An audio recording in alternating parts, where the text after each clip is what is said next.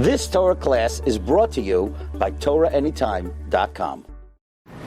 Okay, good morning everyone. We continue in the Seif Shoneh Halachos. We are learning Siman.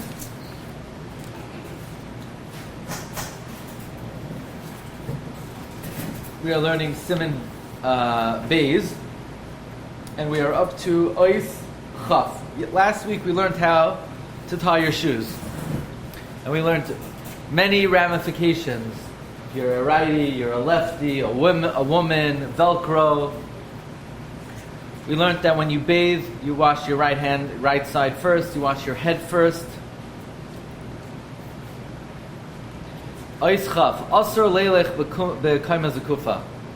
It is asur to walk completely in an erect posture, like with your head, up in the air, pompous, like the old bankers with the cigar, It's asur to walk in that kind of posture. Va'afilu pachas midal amis, even less than 4 cubits. Even if you don't walk at all, just to stand there with that, pompous look, like, it's my world, don't mess with me, that is an isser, even if you're not walking at all. Obviously, it's because it's gaiva. Now, it's interesting. Is gaiva a lav in the Torah? Is there a lav? In other words, it's a bad midah, but is it a lav in the Torah? The Chavetz Chaim quotes the Smag, that the Smag, when he was formulating his 613 mitzvahs, he forgot to count the lav of Hishamer Lecha Pen Tishkach Es Hashem. And they showed him in a dream in Hashemayim, and he forgot a mitzvah. And he had to change one of the mitzvahs, take one out, and put in the lav, be careful not to forget it. V'ram levavecha v'shachachtas Hashem. So there actually, gaiva is a lav. However, it's a lav she'ein by maisa. But if you're going to do a maisa, you're going to stand like that, now it becomes not only a lav, it's a lav sheish by maisa. Okay. Ois Chaf Aleph. Asur leilech afilu pachas midal ramos begilei harosh. It is prohibited to walk even less than 4 cubits with your head uncovered. You wake up middle of the night, and why do people wake up in the middle of the night? They want to go learn. So, why else? I'm joking. So they go up. You wake up middle of the night. Now you have to go to the restroom. Could you just walk, or do you have to put on a yarmulka? It is prohibited to walk 4 cubits with your head uncovered. What do you mean? The house has a roof. Even if the house has a roof. Is this just a good practice, a nice practice? It's the Isser Gomer Humidina. It's halachic prohibition. Even if you're sitting in your house, could you sit in your house with your head uncovered? No, you're not allowed to. Should you wear a yarmulke when you go to sleep? You're not required to wear a yarmulke when you sleep. It's saintly practice. There are other more important things to worry about, but it's saintly practice. It's saintly practice. Reb Chaim Kanievsky says, let's say you're walking by somebody and his yarmulke fell off onto the floor and he's sleeping. You should pick it up and put it back on his head. But you're not required to wear yarmulke when you sleep. But you are required not to walk less than 4 cubits with your head uncovered. Here. Now, the Reb Chaim is saying it's an Isser Midina. This is very interesting. Really? Where does it say in the Torah you have to cover your head? Where does it say that? It's a pasuk in the Chumash. Does it say in the Gemara you're not to walk 4 cubits with your head uncovered?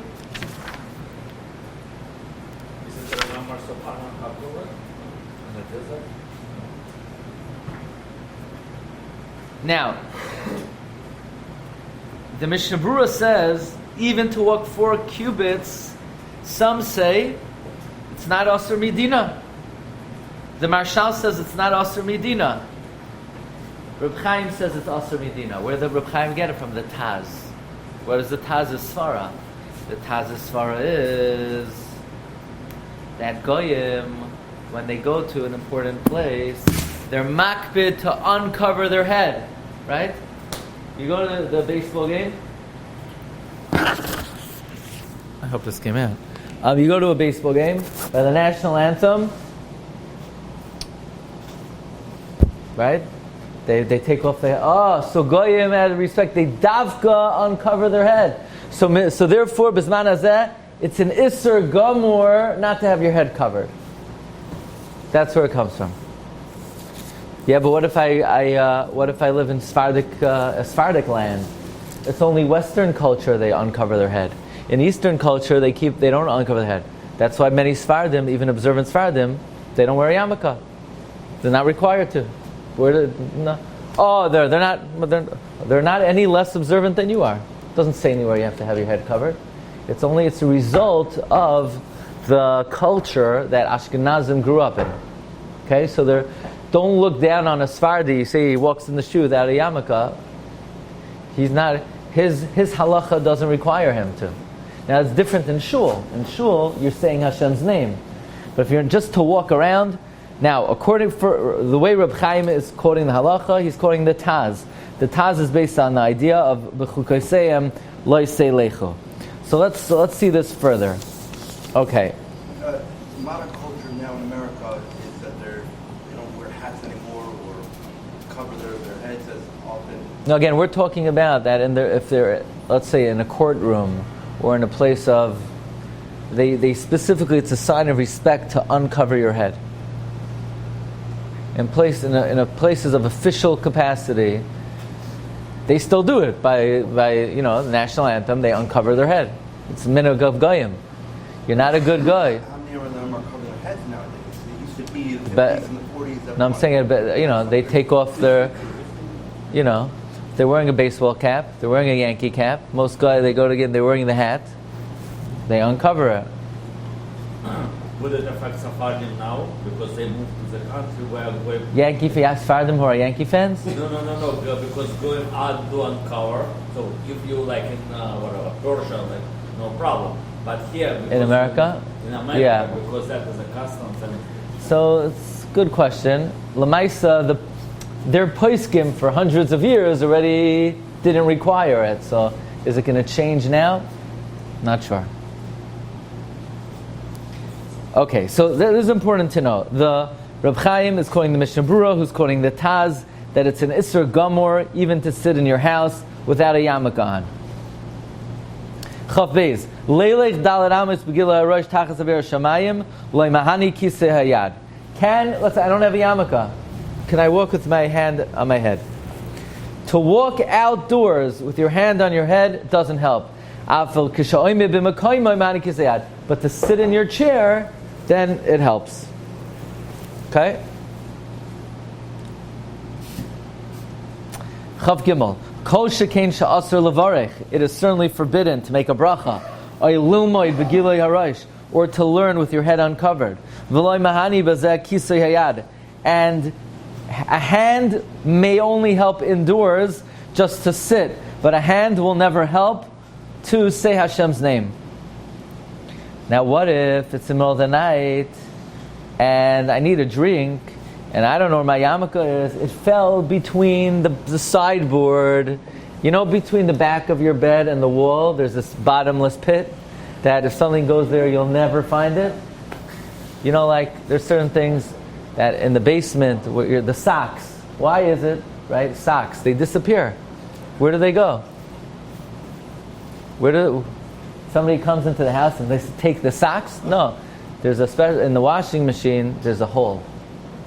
And in that hole, the socks go, and they go into a bar, she'ena, and you'll never see it again. There's no way to nobody ever came back. It's like crossing the Sambatyon. Kairach is in the hole with the socks. So there's also a hole behind the bed where the yarmulkes fall. Right? Where do they go? Nobody knows. And you don't have a yarmulke all night. Some are lenient b'shas hadchak at night. You want a drink and you don't have a yarmulke. You could cover with your hand. However, the best thing is what you do is you extend the sleeve of your shirt like that, and this is good. You extend the sleeve on your hand, you cover your head. When is it nageh? You put on the tefillin shel rosh. So you have to take off the yarmulka. You put on the tefillin, you're making a bracha, you can't make a bracha. You have to make sure your head is covered when you make the bracha. Shelo yivarech habracha b'rosh magula. Now we're going to learn. Does the yarmulke have to be a certain size? Remember in elementary school, the principal, he had a ruler. He used to come around and measure the yarmulke. No? Yeah. You didn't go to the right schools. What? Does the yarmulke... Now, what about kids? A kid who's 3 years old. He's not making brachos. He's not the age of chinuch. Anybody knows, what's the age of chinuch? 6 or 7. Now, this is not the subject for now. Don't ask me about this. Why they teach kids to make brachos when they're 5 years old. It's not the age of chinuch. So basically you're training people. We're now training you to be mindless when you say when you're going to be saying brachos for the rest of your life. Because we're going to train you before you're the age of chinuch. I don't know. But that's, leave that to people bigger than me. But the kid is very young. He's not davening yet. He's not doing mitzvahs yet. It's proper to train them to wear yarmulke.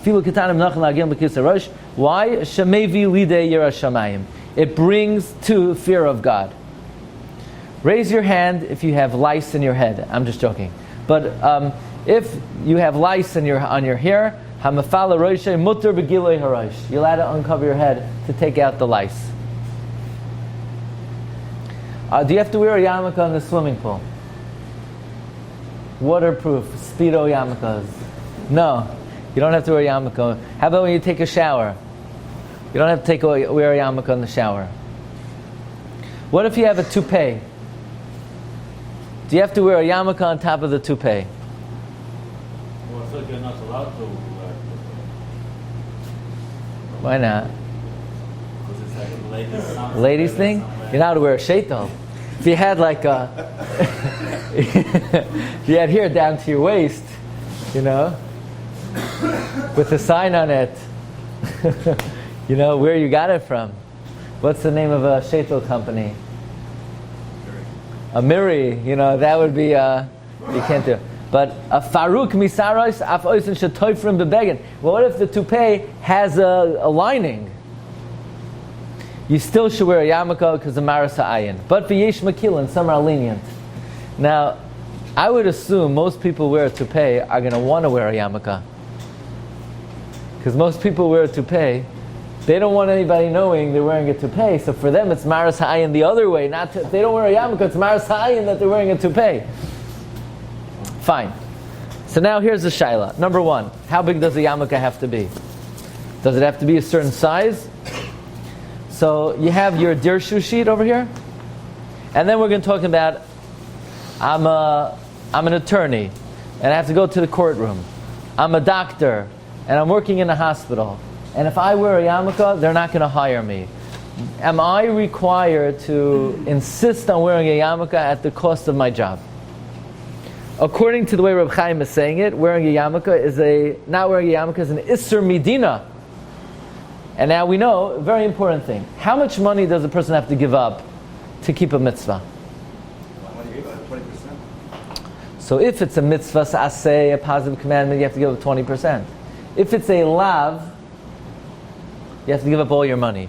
What about a lav midrabanan? You have to give up all your money.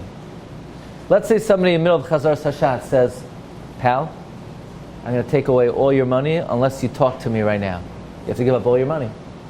It's a lot. It's an Isser. It's an Isser. You have to give up all your money, even not to violate an Isser d'Rabbanan. But what about a mitzvah saseh? You only have to give up 20%. But the Taz is saying, not wearing a yarmulke is a lav of b'chukoseim lo yiseilechu. But we're going to see it's not so pasha. It's not as serious as the Mishnah Berurah is citing it. We're going to see why. Let's talk about the size of the yarmulke. What's the halacha? I want to say Hashem's name. Again, we saw it's better not to put your hand on your head. I want to get my friend to put my hand on my head. So in other words, middle of the night, I'm very thirsty. So I say, honey, wake up! What? Put your hand on my head. She said, put your hand on your own head. No, the Mishnah Berurah says it's better if someone else puts it. So put a sock on your head. No, my socks fell into the pit. I can't find them. So could somebody put their hand on your head? So halacha is yes. Now, relative to the size of your head, what would you say someone else's hand is? More than roiv or less than roiv? It's less than roiv. So Rav Moshe says from here we see that a yarmulka does not have to have a shiur. You want to have a Pepsi Cola yarmulka, as they call it? You want to have a bottle cap yarmulka? The guy, you look at the guy, you don't even know where it's hidden underneath. Rav Moshe says from here we see that there's no shiur for a yarmulka. It could be as small as you want. You like that? You don't like it. Why? It has no anchor. I mean, you have to. So I would agree with Rav Nachum. If a guy who has a toupee has to wear a yarmulka because it's maras ha'ayin, then a guy without a toupee, he has to have a yarmulka big enough that you could see it. So let's say it's bright yellow. So you could see it, just very. So let's say it's small. So the Rav Moshe says from here we see a yarmulka does not have to have a shiur. However, Rav Shlomo Kluger says like this: that there's a difference between if your head is completely uncovered, you're now to walk even less than 4 cubits. And for that, even a Pepsi Cola yarmulka would help. But now, you want to walk more than 4 cubits? You have to wear a yarmulka that covers the majority of your head. Do people do that? Now, next time you see a big rabbi and he has, so why is he wearing a soup bowl on his head? That's the shita of Reb Shlomo Kluger. Yarmulka should cover the majority of your head. The Chazon Ish also says that the yarmulka not only should cover the majority of your head, it should cover the majority of the hairs on your head. Now, what if a person doesn't have hair? Then the yarmulka could be smaller. But I would assume it means the majority of the circumference of where hair could grow. Bottom line is, most people are samech on Rav Moshe that yarmulka does not have to have a shiur. Chazon Ish is a very big chumrah because we try to wear a yarmulka that's noticeable, but most people are not wearing a yarmulka that covers the majority of their head. I don't even think Hasidim are makbid to wear a yarmulka. Even Gerach Hasidim, they wear, it has goiva, but I don't think it's covering them. No, some of them. It depends. But that's the shita. So it's based on Rav Moshe shita that a yarmulka does not have to cover a certain amount. What if someone is being moitzi me in a bracha? Can I be bareheaded? So this depends on a very important chakira. How does Shomei Koina work? Is it when someone else says a bracha, I get credit? So if I get credit, I don't have to wear yarmulka. Or is it when someone else says a bracha, it's like I'm saying it. It's like I'm saying it, I can't have my hair uncovered. Now another nafkamina would be, comes Havdalah, and the listener has to go to the bathroom. But the one saying Havdalah doesn't have to go to the bathroom. Can you be yotzei Havdalah if you have the urge? So we say not really, you shouldn't, because it's like you're saying it yourself. Okay, what if you davened and someone taps you on the back? The pal, your yarmulka, it's on the floor. You davened the whole davening with the yarmulka on the floor. So Rav Shlomo Zalman says you don't have to go back. Rav Moshe writes, you have to daven again. Why? Because goyim in their churches are makbid davka b'rosh megula even today. And therefore, davening b'rosh megula is a toyeva. Now, I want to just point out something about the Chazon Ish Shita and Rav Moshe Shita and Rav Shlomo Kluger. They hold that the yarmulka should cover the majority of your head. Most people don't do that; they rely on Rav Moshe. But there's a question: should you cover your head in a talis? The Mishnah Berurah brings you should have your head covered from the beginning of davening until the end for a Yirah Shamayim. In my yeshiva, they dafka were not makbid on that, only during Berachas Kriyashma and Shemona Esrei, maybe Tachna. There are different opinions. Just be aware, this is an additional reason to have your head covered, at least for Shemona Esrei.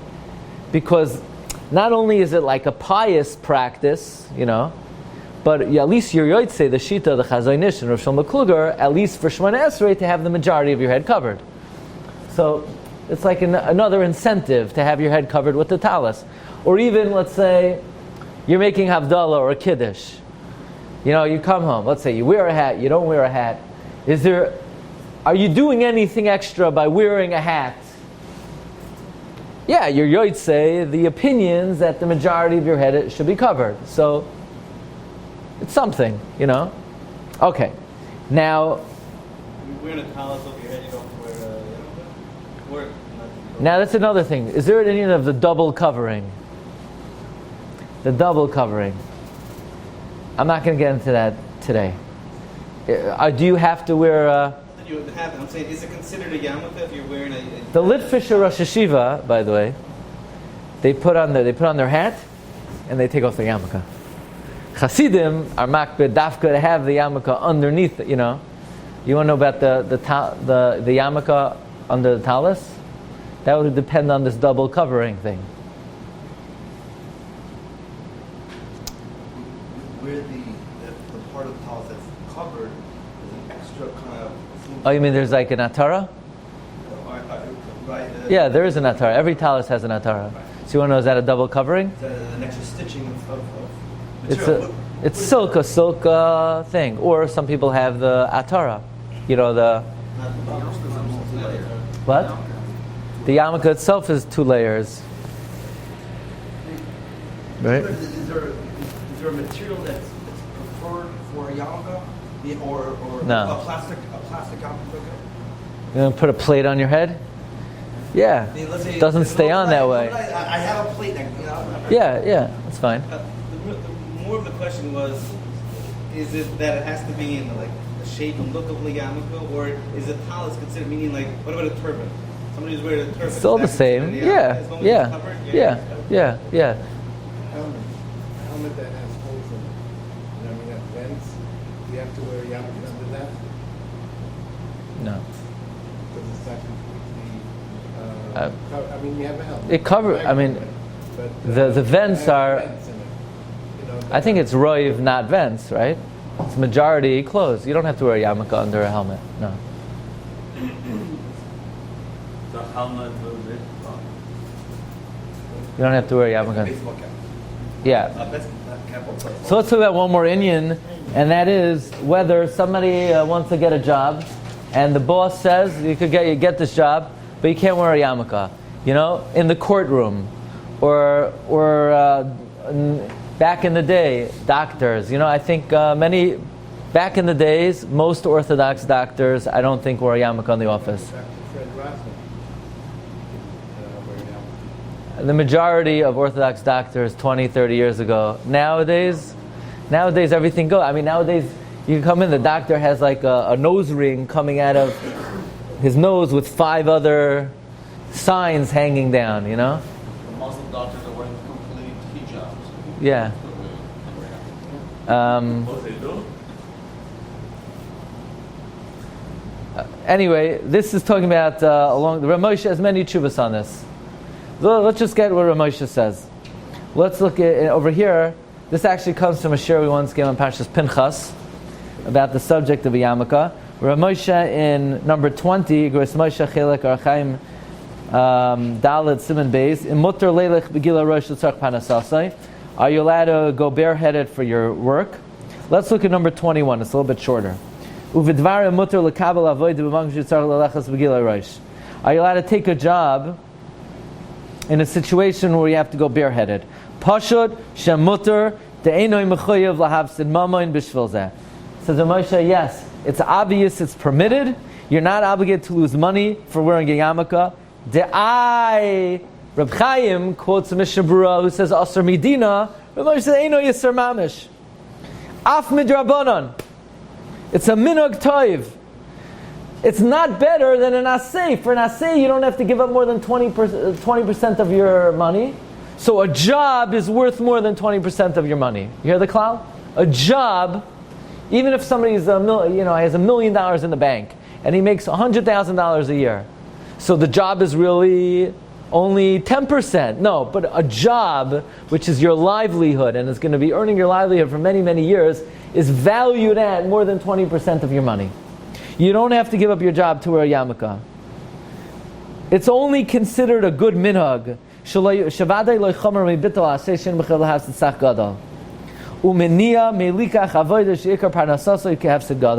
Refraining from taking a job, which is your ikar parnasa, is a big loss. The taz that we quoted says it's asr midina.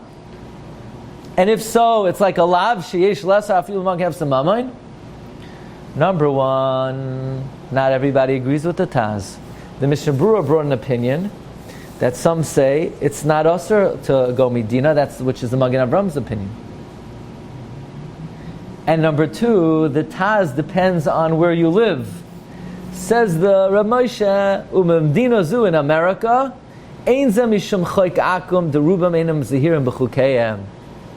Like Rav Nissim said, you can't call it a goyish law. Most goyim are not makbid. Go around the stadium. Every goy takes off his hat. Every goy is makbid. No. It's a very interesting. Rav Moshe Lamaisa is lenient.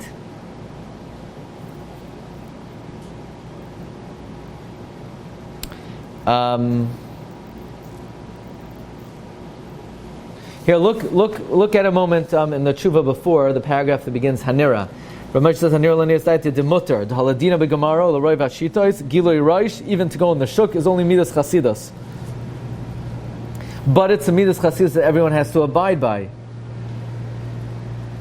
Even to say Hashem's name with your head uncovered, the Trumas Hadeshin says he doesn't know that it's such an explicit isser. Now, even though all of Klal Yisrael is noyig to be makbid, and therefore has a din of minhag Yisrael, and it's not any better than an asay, therefore Rav Moshe says, but he says,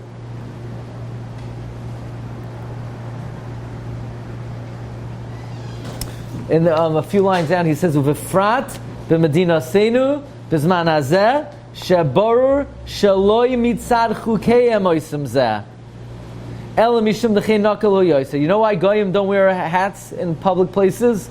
It's just easier. Ukidachazina sheshomish medina zu hoylech b'koveh b'shuk d'shom return nami in hochem b'koveh el b'yamaka daka v'af b'chorv shekar b'chutz l'lich b'loy koveh teik v'shavan l'bayis choltz and akom malbishin yamaka. Nowadays, says Rav Moshe, the reason why people don't wear hats is because it's just easier not to get a hat. So the bottom line is, Rav Moshe says, if your job requires that you don't wear a yarmulke, you're not required to wear a yarmulke on your job. What is it? Is it that if job requires you not to wear a hat, you're allowed to do? Or by wearing yarmulke, you're showing that you're a Jew and you might not do the job? Is it the same reasons? It doesn't really matter. Or it doesn't matter? Doesn't matter. However, he said, Ramesh says, "Vadei rak b'makam avedasai," only in the office, because they're makbid. But if I wear a yarmulke when I get into the elevator, I'm not going to lose my job. But they're going to laugh at me. They're going to think I'm an ancient Hebrew with horns under my yarmulke. I've been asked many times, "What do you have under there?" Right? No, that's not a reason. If they're going to mock you, that's not a reason not to wear a yarmulke. The kol shekin k'sheyetze l'shuk, asur. Certainly when you go out to the marketplace, it is asur to be without a yarmulke, even if they'll laugh at you, as long as you won't lose your job. Rav Moshe adds, by the way, are you allowed to shave during the 3 weeks for your job? So again, he makes the same split. He says, if it's going to affect your job, you're going to lose your job, you're allowed to shave. But if they're just going to mock you, why do you have a beard? You're not allowed to. That's what Moshe's gather. I mean, you can't, I work, so I have to shave to look good. Why do you have to look good? If you have to look good because otherwise you're going to lose your job, then you're allowed to. If you have to look good because they're going to laugh at you, it's a big Indian for people to laugh at you. It's the biggest zechus you could have in this world is to do the right thing and people laugh at you. Rabbi say, have a wonderful day.